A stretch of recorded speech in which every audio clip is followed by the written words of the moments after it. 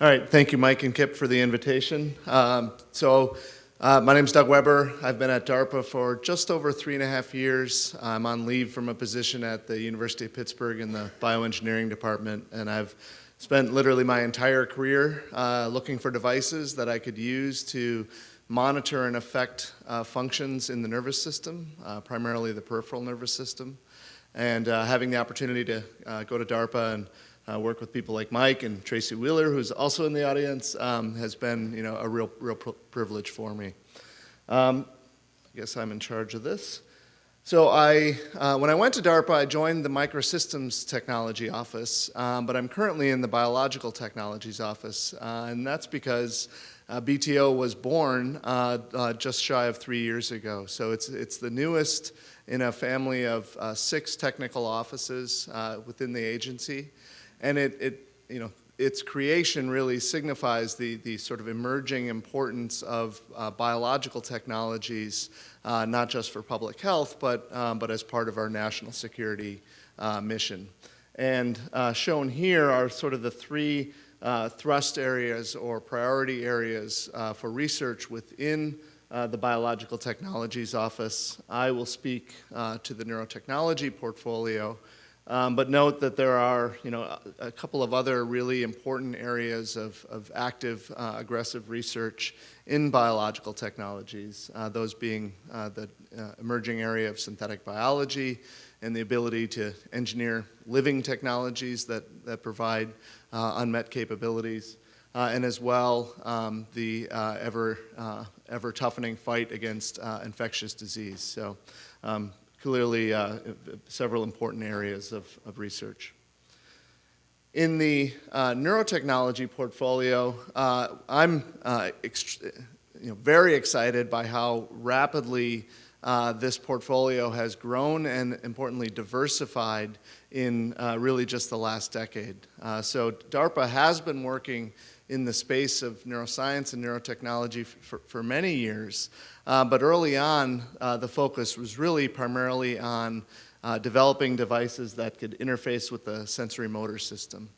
They were interested in seeing if things like brain-computer interfaces could be used to provide new ways to control devices such as prosthetic limbs and other technologies. But really just over the last 5 years, the scope has broadened quite a bit to include focus on other aspects of neurological function, those in the brain, such as learning and memory and other cognitive functions, as well as using neurotechnology to treat neuropsychiatric disorders, which in the military and in the veteran population, as well as the civilian population, are of growing significance. And then, outside of brain function, there's this growing area of bioelectronic medicines and the promise of using devices rather than drugs to treat some of our most costly and debilitating problems of health. So this diverse portfolio covers a lot of ground, which is unusual for a place like DARPA because we tend to be very focused on specific, well-defined projects. But again, signifies just how important biology is becoming in the national security mission. So across this portfolio, there are really 3 threads that are common to all of these programs. First, we try to place a strong focus on fundamental biological research, in this case in neuroscience. We think that biology, that knowledge of biological structure and function is really central and foundational to the creation of any devices or technologies that emerge from our research. And so having our roots deep in fundamental research is critical. We also try to innovate on the technology front, so we look for opportunities to fix problems, which in the case of neurotechnology are often long-standing, and we look for emerging opportunities to try to fix those problems to create disruptive change in capabilities. And then finally, which might seem to run counterintuitive to some of these other things, we try to move as quickly as we can into human translation. So we try to understand the system, innovate on the technology, but then also try to move quickly into testing in humans. Obviously, we have to be careful in doing that, but we have, through partnerships with the FDA in particular, been very successful in moving quickly but responsibly from proof of concept into humans. So in the remainder of my talk, I just want to talk very briefly about the 3 programs that I have started and now manage at DARPA. I think these are nice examples of the kind of breadth and depth of work that we do in neurotechnology, and I hope they'll give you some insight into how we manage and run programs at the agency. So the first program is titled Haptics. It stands for Hand Proprioception and Touch Interfaces, and this is a program that really follows on the heels of a program that I went to DARPA to inherit, which is the Reliable Neural Interface Technology program, which Tracy and Mike were involved in creating. And the goal of that program was really to solve the problem of how do we create devices that can interface at very high precision and on a very large scale with the nervous system, not just for the duration of a cool demonstration for nature, but literally for the life of the patient that those technologies are being created for.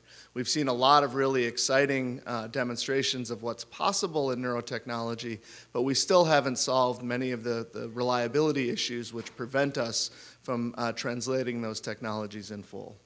And so ReNet really was pioneering in its focus on reliability, and I developed haptics very much with that mindset at a core. So our goal for haptics is to really provide amputees, specifically upper limb amputees, with technology that is inspired by the Luke Skywalker hand. And we've all seen this video of Luke Skywalker just after he loses his hand to Darth Vader during that lightsaber duel, just before Darth Vader tells Luke that he's his father. So he loses his hand, and a few minutes later he's in surgery, and he has this brand new prosthetic hand attached. And look at this thing. I mean, you'd think that was actually his real hand, which it probably is. But the point is, this is a vision, a 1980s vision for what could be possible with prosthetic limbs. We can build amazing robotic limbs, and we have pretty good plastic cosmetic technologies that can even make those robotic limbs kind of look real, right? But how the hell do we make that robotic, very non-biological system integrate seamlessly with the biology such that the types of functions demonstrated here are possible? Okay, and so that's where neurotechnology really comes in, right?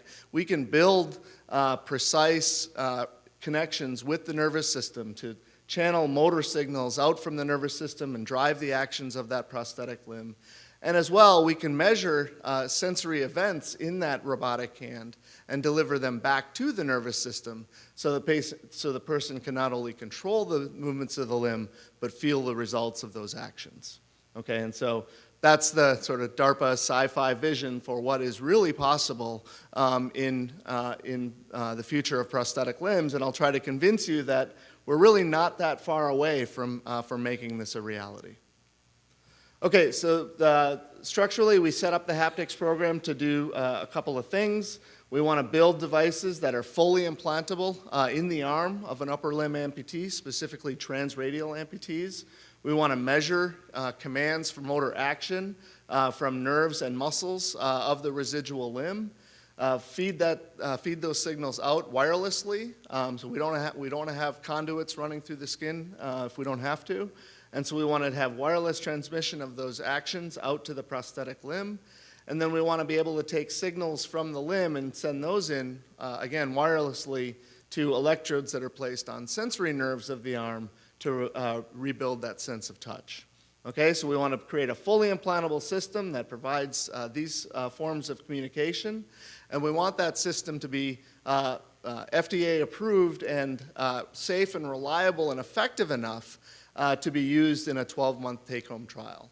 So the ultimate goal for this program is, again, not a laboratory demonstration, but a device and a technology that can be used by patients in their homes, at their place of work, and can be used reliably enough that they'll choose to use it and not abandon it. Okay, and so safety, robustness, and user-friendliness are obviously critical to achieving that goal. Okay, so let me show you some examples of the work that's been done to date. So this is work that one of our performers named Greg Clark has been doing at the University of Utah. He's using devices that called the Utah Slant Electrode Arrays. These are bundles of 100 electrodes that, when placed inside a peripheral nerve, access motor and sensory fibers that run through the entire cross-section of that nerve. And by listening to the electrical signals that are generated when nerves fire and transmit information, they can channel out information to drive the movements of a prosthetic limb. So I think if I advance, nope.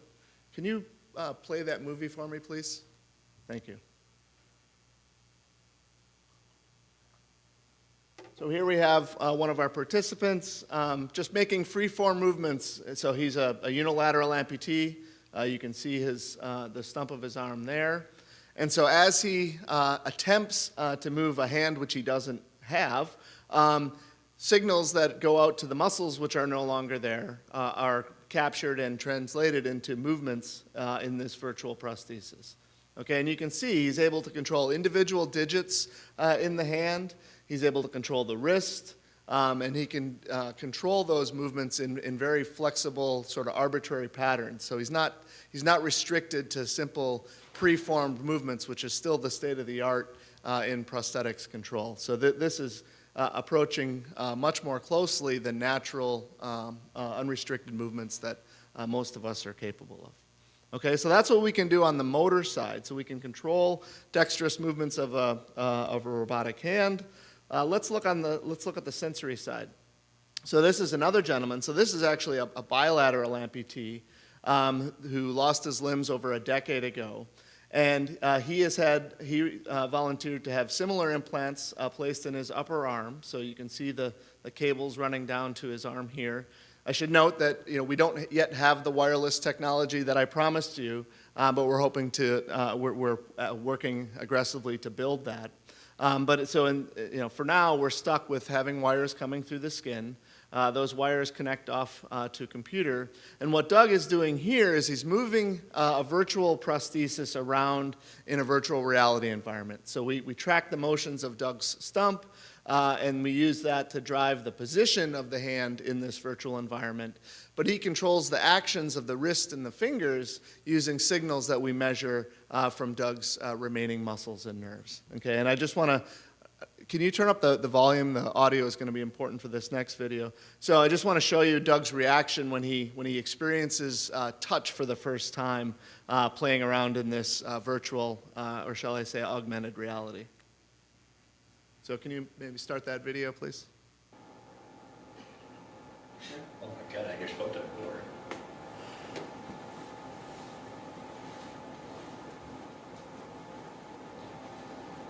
Remember, he doesn't actually have hands. Oh yeah. Can you feel the fingers sliding when you do that? Yeah, actually I can. Bring it on there.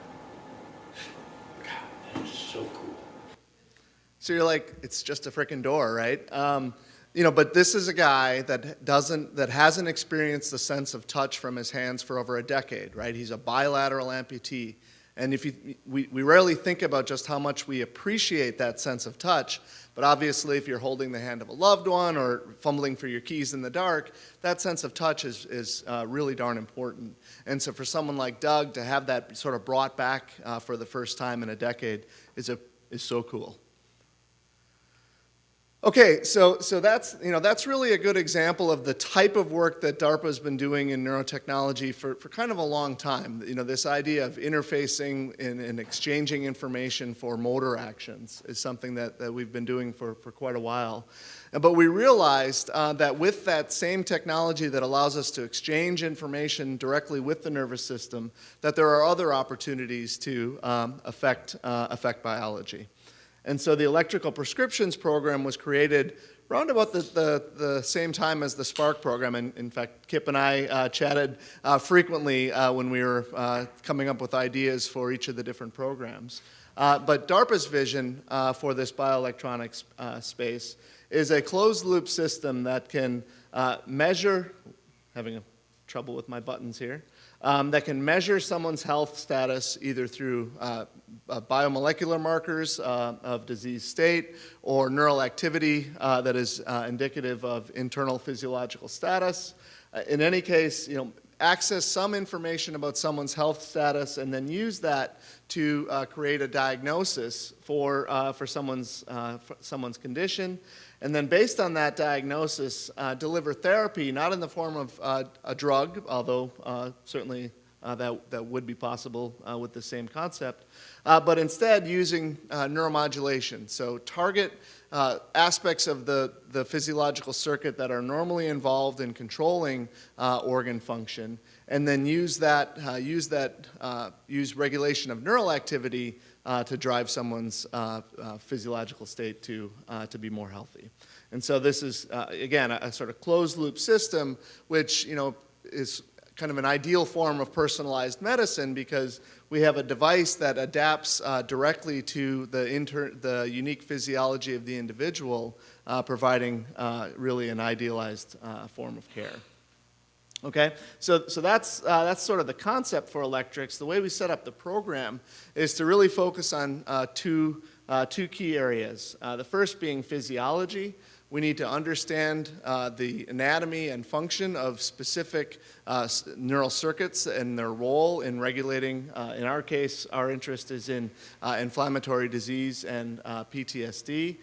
So if we can identify nerve circuits that can play a role in modulating those disease states, then can we create technology that can access those functions and leverage those to improve someone's health status.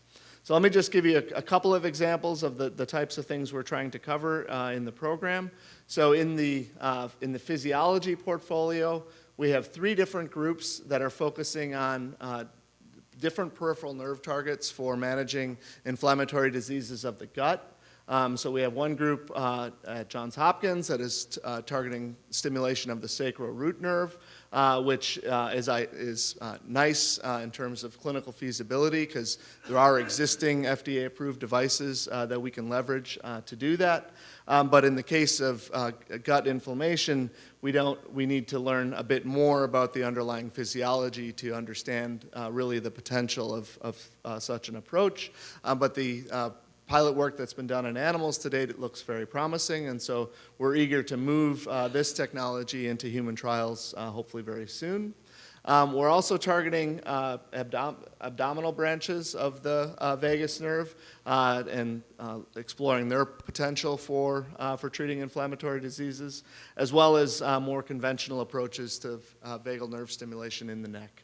And then an unrelated, well, I guess still in the electrics portfolio, but outside of the space of inflammation, we're funding a group at the University of Texas at Dallas to use vagal nerve stimulation to enhance plasticity and apply that capability to the treatment of PTSD and try to enhance the effects of therapies which are commonly used for PTSD. And I'll say a little bit more about that later on. Okay, on the technology side, one of the things DARPA likes to do is, produce disruptive changes in capabilities. So identify, major gaps in technology and make pivotal investments that try to fill those gaps. And so in the case of implanted devices, one of the earlier speakers, I think it was Kip, talked about the size of the devices that are still used in the mainstream for neuromodulation. And things like the deep brain stimulator and the cardiac pacemaker are still rather big and bulky devices, although we are seeing change. Devices like the Link, which was just recently approved, and the injectable pacemaker, which Kip mentioned, I think are indicators of the trend towards smaller, more capable devices. But DARPA is trying to play a role in speeding up that trend as well, and looking at alternatives to implantable devices, such as the use of ultrasound, which we're learning more and more has an ability to affect signaling in peripheral nerves and in the brain. It may actually be useful for modulating biology of organs directly. So again, potential therapeutic effects or therapeutic uses of ultrasound beyond the simple diagnostic and imaging applications which we're more familiar with. Optogenetics is an emerging technology for both modulating and monitoring activity in neurons, and so we're trying to push those capabilities closer to clinical feasibility. Neural dust is an emerging technology as well that really changes what's possible in the device, in the space of device miniaturization, and I'll say a little bit more about that. And as well, magnetic nanoparticles, which are a very different form of, offer a different form of neuromodulation, and in both of these cases open the possibility for ultra-miniature devices that can be injected to targets deep within the body and used to provide very high precision, large-scale modulation. Okay, so I guess in the interest of time, I won't walk through this in detail, but this neural dust concept is something that appeared just a few years ago. 2013, there was a first seminal paper on this, and then we funded these guys to develop a proof of concept in an animal, and the concept is something like this. They take a piezoelectric material, which is used to convert mechanical energy into electrical energy. And by energizing that piezoelectric device with ultrasound, when you can deliver that energy to targets deep within the body, you can provide very high efficiency transmission of energy to power implanted electronic devices. You really can't do that with electromagnetic devices due to limits or constraints on coupling efficiency between antennas. And so what this allows them to do is make devices that are literally hundreds of microns in scale and place those deep in the body to measure biopotentials, such as electrical activity in nerves or muscles. And so in a paper that was just published last year, they demonstrated proof of concept in a rat for measuring both nerve and muscle activity. And we're quite excited about the potential for technology like this, because now we have an ability to create devices that really are small enough to be injected. And because ultrasound passes so freely through soft tissues, we can place those the devices, which are now vanishingly small, on nerves which might also be vanishingly small and deep within the body. And now we don't have to worry about tunneling, routing wires, which may create tethering forces on those soft, delicate nerves, and so on. So this, I think, this is an example of a technology that really changes what's possible for visceral nerve neuromodulation and monitoring. Okay, in my last 1 minute and 50 seconds, I'll talk about my newest program, which is the Targeted Neuroplasticity Training Program. And this is really DARPA's first venture into neurotechnology for human enhancement. And I'll try not to sound too scary about it, but the goal here is to use neurotechnology to try to boost innate functions in the brain. And with that, try to boost or speed up someone's ability to learn a cognitive task. And so the concept here, which is built, I think, on some fairly sound fundamental neuroscience research and some emerging work in the clinic, which shows that if you stimulate, maybe I need some TNT to work this device. So if you stimulate nerves like the vagus, which project to regions of the brain that produce neuromodulators, which play a role in modulating attention and synaptic plasticity, If you couple that stimulation with specific events that occur during training, imagine foreign language training or some other experience where you have to focus on tasks, if you couple training events with stimulation, it might be possible to speed the rate at which the effects of training take hold. And so the concept is something like this. If we think of our brains as nothing more than neural networks, which during training result in some sort of change in the connectivity patterns within those networks, so from the naive state to the trained state, we've just reprogrammed or retuned that neural network, then the goal of training is to move as quickly and effectively as we can from this initial state to this trained state. And we know that there are a number of different neuromodulators that play a role in this transition. And so if we can create technology that allows us to control the availability of those neuromodulators, then quite possibly we can speed up the transition from naive to trained. Okay, so that's the concept.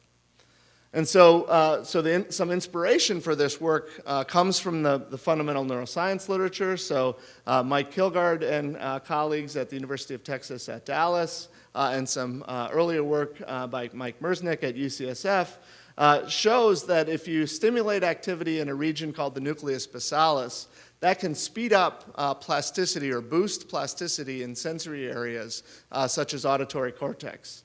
And what Mike did is he showed that he can use vagal nerve stimulation, which projects indirectly to nucleus basalis, to produce that enhancement to plasticity. Okay, so they showed first in rats that vagal nerve stimulation paired with sensory cues speeds or boosts map expansion in auditory cortex. And they thought, okay, if this is effective at boosting synaptic plasticity in the auditory brain, could it be used to treat a condition like tinnitus, which you can think of as a maladaptive plasticity in auditory cortex. And sure enough, in some pilot clinical trials in humans, they've shown that pairing VNS with masking tones does boost the effects of that tinnitus therapy. So in sensory systems, we see promising evidence in the clinic that this is effective. And in the motor system as well, taking survivors, chronic survivors of stroke, so people that are 6 months out from having their stroke and have failed to respond to conventional occupational therapy, they've shown that pairing that therapy with VNS now produces a potent enhancement to their manual dexterity. Okay, so we're seeing now evidence in humans, but in clinical populations, that this approach to targeted plasticity training might be effective for enhancing therapy. Our goal in the TNT program is to try to take this out of the clinic and now into able-bodied populations to see if we can enhance training benefits there. And so in TNT, we're focused on two key areas again. One, first understanding the neural pathways that are engaged by stimulation of peripheral nerves, such as the vagus and other more superficial branches, and then using that knowledge of how peripheral nerve stimulation affects the availability of these neuromodulators in the brain, and then subsequently impacts a speed up in plasticity. Using that knowledge, then we can start developing applications across a wide spectrum for speeding up learning in both DoD and non-DoD populations. And I think that's, I won't bother summarizing. Well, I'll just say we're creating a number of different neurotechnologies to serve really a wide range of applications. And I'm really excited to see where this technology will go, not just in the basic research community, but in the market as well. And I'll thank you for your time. So I'll ask the earlier two panelists to actually come up, and Doug can answer one or two specific questions from the audience. Tracy? Hi, Doug. Thanks. So you mentioned at the very beginning of your talk that the complete wireless capability has not yet emerged, but you're getting very close to it. So I was hoping you could expand on that by telling us when you project that it would be finished, one, and number two, what do you think the broad implications would be for all of us in the audience with that? Okay, so great questions. Fully wireless implantable systems to do the types of things that I've shown here have been a holy grail since I got into this field 20 plus years ago. But we do now have companies that are actually building devices that can provide some of these functions. And they're in large animal trials right now and getting ready for FDA submission for IDE approval this fall.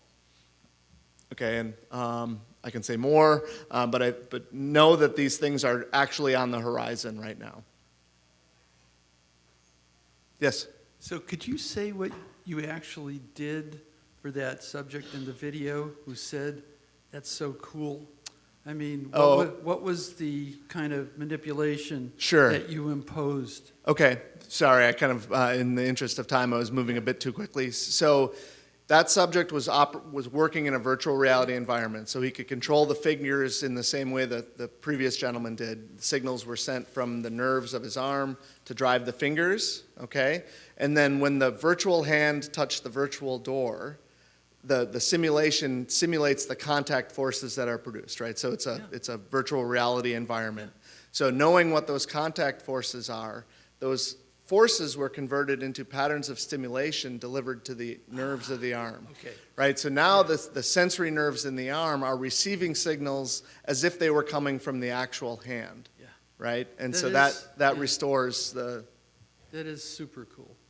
They- But so my other question is that, to get a really fully implantable long-term device, there's going to have to be some way to recharge the batteries. So that's an area where I would wonder how much progress you're making, because there's a lot of billions of dollars being invested in lightweight, Sure. long-lasting rechargeables.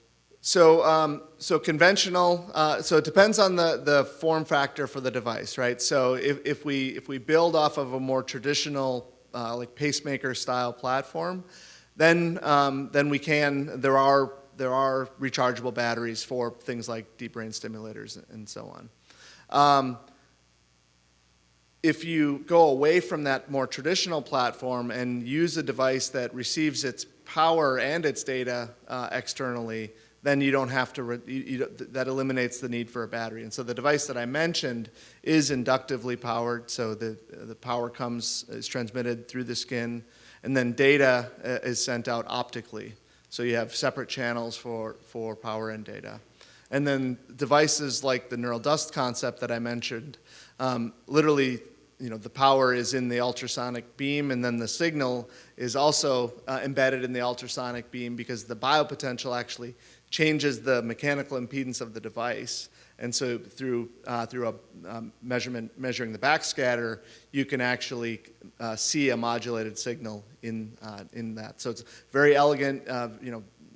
It doesn't require complicated electronics, and again, because you can place those devices deep in the body, it creates tremendous opportunity.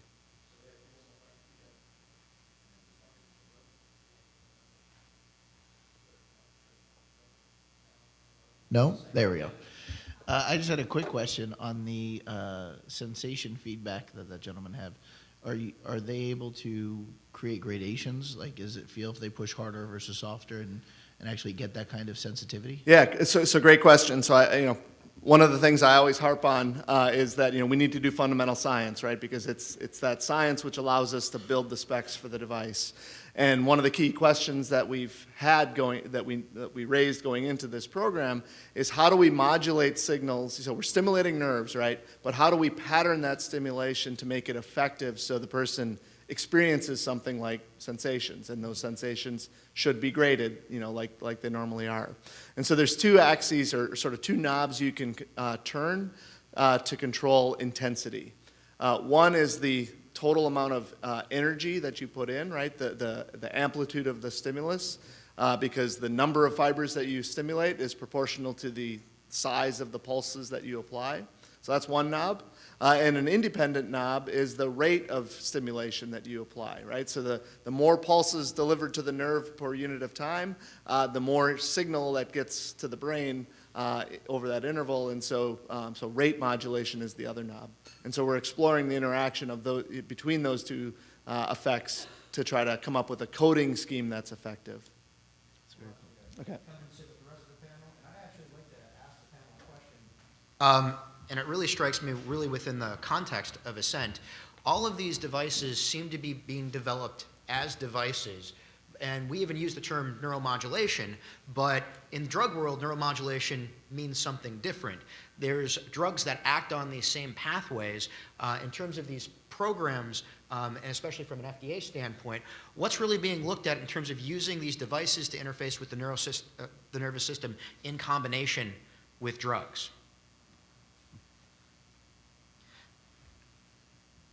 Is there any, that seems to be a gap right now. Is there any work at the NIH or DARPA to look at the combination here?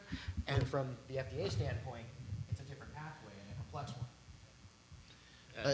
one. In sort of different, because it's not neuromodulation, although it is in a grosser way in the ischemic world, there's a lot of interest and excitement in some proposed trials that are starting to look at combined therapy of pharma targeting particular applications for neuromodulation and neurorecovery and neuroplasticity, and decreasing cytotoxic cell death afterwards with combined technologic application to improve reperfusion and brain flow. So it's different because they're attacking them from completely different mechanisms, but the total goal is to get the most viable brain possible after a stroke. So it's a little bit in that direction.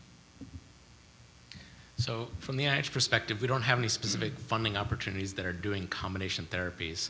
I think the two big initiatives I talked about were focused more on understanding mechanisms, and so you start from there and then you build towards the therapy. However, NIH does fund combination projects. I have several in my portfolio, UO1s, RO1s, that are going after combination therapies, but those are at an earlier stage, maybe a first-in-human trial, but not a pathway to discover science, more of a translational approach.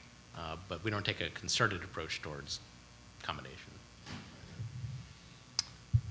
Nothing yet, but I think it's certainly a promising area to explore. I don't know if DARPA will work in that space, but I'd be very interested in seeing what's possible.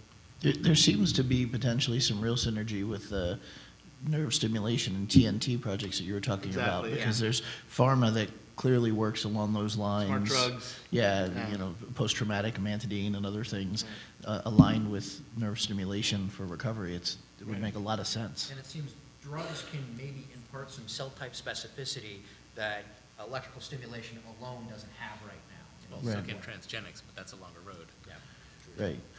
I just want to point out that there was a National Academy of Science workshop recently on multimodal therapy, and my boss, Holly Lasambi, in the Division of Translational Research, is really interested in that, combining targeted stimulation with also either a CBT behavioral type of therapy, but also with drugs that might put you in a more plastic state so that your direct stimulation can have a greater effect. So it's definitely interest within NIMH. Right. I mean, just on that panel, we had, from an FDA perspective, we had Center for Biologics, Center for Drugs, and Devices there. When these products come in, they are looked at for, when they're combination products, they are assessed for their primary mechanism of action. And then based upon, what the product is doing, it may be sent to the Center for Drugs to be lead, where devices will consult, or vice versa. So, regardless of the product, there is a process in place to make sure we get the right folks to look at that product. And in addition, there's on the neuro side, there's a neurology across FDA working group that includes staff from CBER, CDER, and CDRH, Center for Devices, where we also try to make sure that, the combination of review that may be shared with the investigator or the sponsor makes sense too. So could I ask a question on that? So does it end up being, if you have a pharma device technology combination, or you end up getting reviewed both for your pharma component and your device, or does the FDA identify one of these as in primacy, and therefore that's the panel and that's it? Right. So on products that come in, there'll be a lead center, and then the other centers that may be involved in these combination products, device, drug, will be a consultant on the review. But the lead center would have, primary oversight. The pathways for that center would be used for that product, and the consulting centers would add their review and assessment to that lead review center review. I'd also like to make a comment that as we explore central and peripheral nervous stimulation, I think we have to take into account the effects that drugs the patient is already taking may have. This is not a pure environment. And Kip, you're well aware of the interaction between certain cardiac drugs and the ability to effectively defibrillate a heart. With our NeuroPace closed-loop responsive stimulation, we have observed and are now testing hypotheses that certain medications interfere with the ability to disrupt a neuronal population that is firing at high frequency. And for epilepsy, a lot of these are membrane stabilizers, and a lot of them are sodium channel blockers. So I think we have to understand that we need to evaluate or be aware of the mechanism of action, not only of our devices, but of the medications and how those might interact. And may I assume it's not only just for limiting effect, but potentially exacerbating side effects as well? Well, I think there are probably small molecules that can work synergistically with various stimulation approaches and others that they're just going to get in each other's way. Yeah, so that's an excellent point, Martha, because oftentimes, and this is probably a plug for the pre-submission pathway, oftentimes, we may get results that show a device did this amazing thing, and then we may ask the question, well, do you know what the concomitant medications were when you were studying that? And they're like, oh, we didn't assess that. So, doing that analysis early on, making sure those questions are answered at the start of a protocol, assessing medication changes during the protocol are very helpful to do. So I guess next question for the panel. We've talked a lot about the science, we've talked about mechanisms, we've talked about, what are you currently investing in, how are you proceeding? We haven't really talked about outcomes. How do you determine what is a successful outcome when you design a trial? How do you determine what's a reasonable outcome when you discuss efficacy? And how do you determine when your device is really working, when you're having a good outcome? So I can start. So as part of the haptics program, we are developing new outcome measures because ultimately we want to be able to justify reimbursement for the technology. And since there is no comparable device that restores sensation to amputees, there are no measures for sensory restoration or somatosensory restoration. And as well, we're trying to understand the impact of that on motor function. So quantifying those linkages is part of that as well. With regards to quantifying or measuring the effects of your device or knowing if the device is doing the right thing, that's one of the things that in the electrics program and in the TNT program as well, we're trying to develop ways to measure indicators of target engagement. So much of neuromodulation is done open loop, and in some cases there are clear indicators of target engagement. If someone with tremor stops trembling when the device is turned on, we know that the device is doing at least the thing it's supposed to be doing. But in things like epilepsy or other conditions, it's much less obvious when the device is working. So having a direct and hopefully not downstream measure of whether or not the device is doing what it was designed to do is something that the whole field, I think, needs. So maybe turn it over to the panel. As being part of designing a number of trials for device evaluation development, I think it tends to be a balance of three things that we use to figure this out, and certainly this is what's influencing our thoughts regarding Synchron, is first, you want to identify an outcome that means something, right, for the patient. I mean, it doesn't do any good to define something that doesn't have an actual biologic relevance for the health status of the patient that you're looking to affect, or person you're looking to affect. But once that's done, it becomes a balance of two things that sometimes are aligned and sometimes aren't. And I look forward to Dr. Pena's follow-up comment to it. But it's a balance of what is an outcome that's going to move the medical community or the scientific community. What is it viable enough that people are going to say, yes, this makes sense, I buy this, this is going to be something I'm going to want to put into my patients or use. And there are examples of studies that have been positive, but the technologies never gained traction because they didn't follow that rule, which I think is incredibly important. They were more concerned about getting a positive finding than not. Well, and isn't there another aspect of it now as well, which is the economic outcome? So Right. more and more to get reimbursement, it's not just getting FDA approval, but whether or not there's economic efficiency in that outcome metric. That's a good, well, that's outside of my 3 big ones, but it probably should be, I should have 4 big ones, because the third one is then what is the regulatory community going to accept? And those aren't always completely aligned. They work off of precedent and other things that sometimes are slightly shifted, and that's a plug for the pre-submission process, because having that conversation up front and saying, look, this is why we think, and we believe the medical or scientific community thinks this is a reasonable outcome, you better have that conversation early, because it's it's possible that they might not agree, and that's an important part of outcome design. So, so a couple comments. The use of endpoints is very important to FDA, both effectiveness endpoints and safety endpoints. It involves a discussion among clinicians and statisticians from both FDA and the sponsor and the patient community. So, we have some ideas of what we think might be appropriate, but we're always open to hearing the perspectives of those in the community who may have more or different or newer endpoints.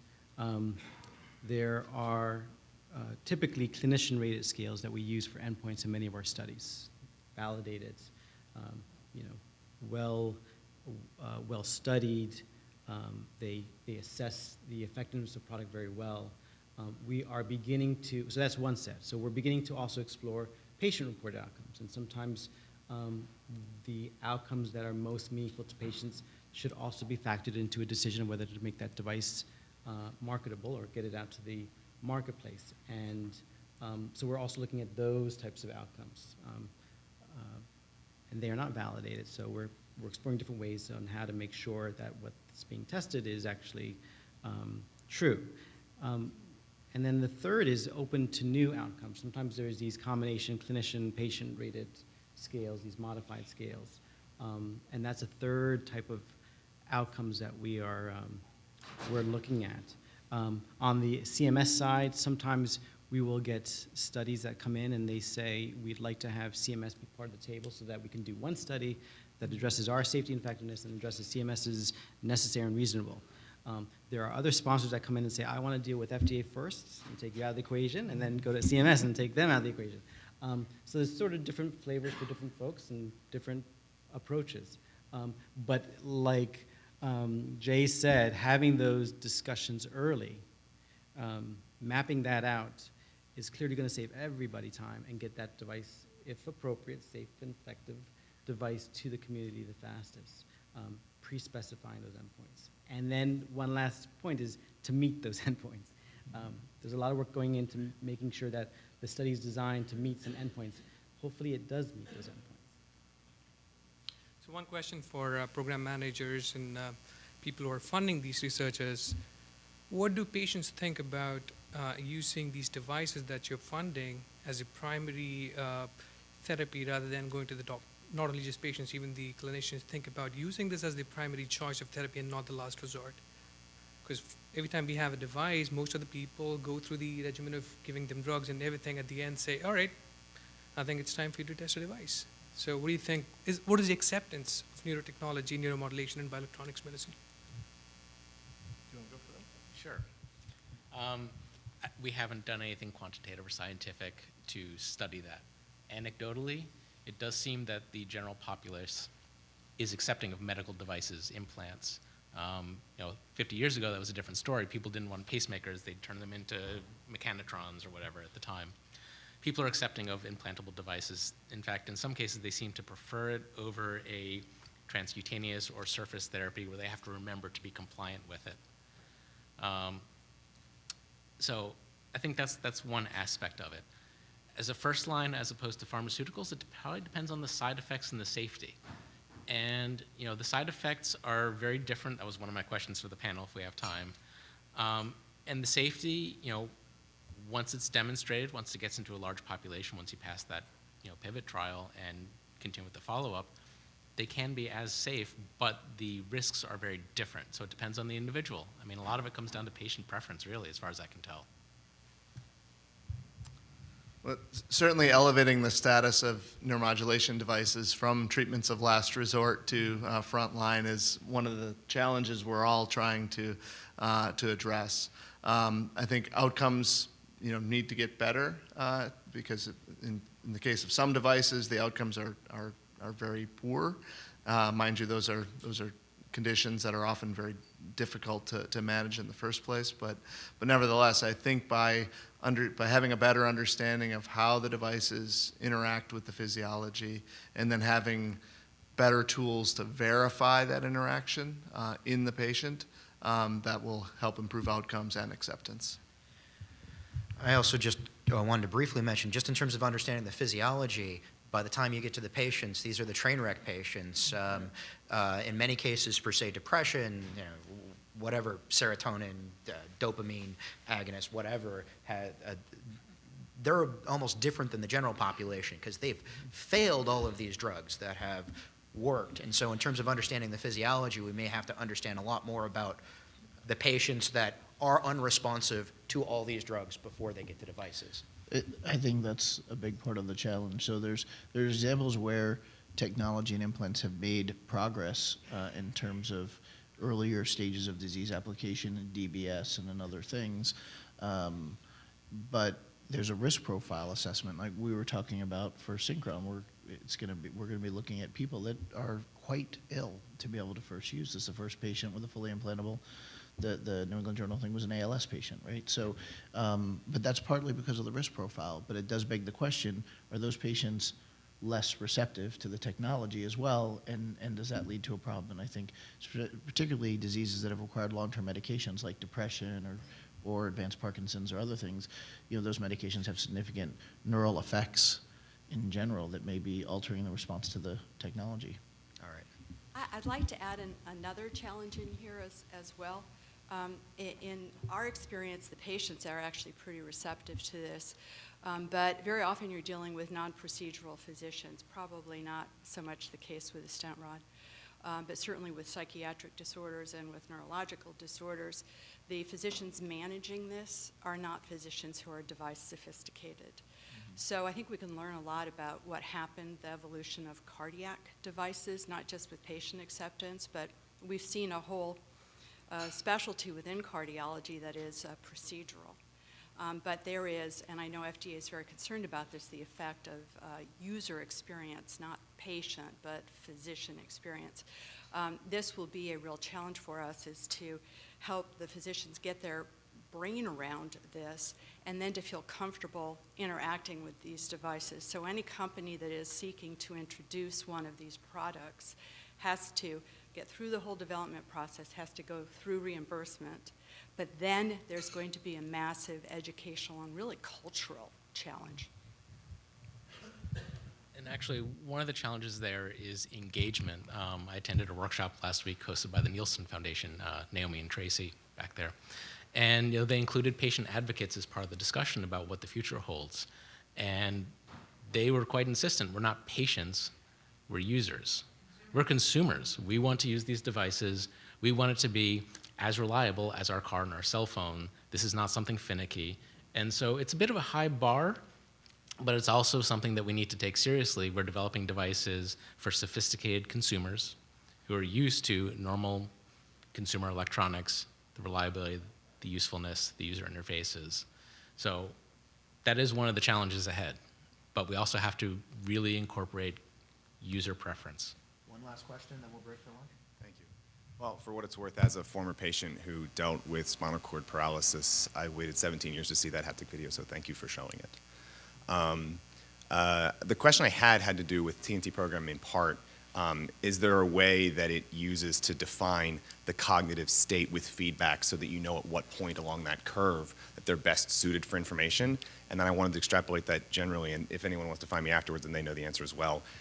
How are we at defining the seizure threshold quantitatively? And so the first question I had to do at the cognitive part. Okay, so absolutely great question.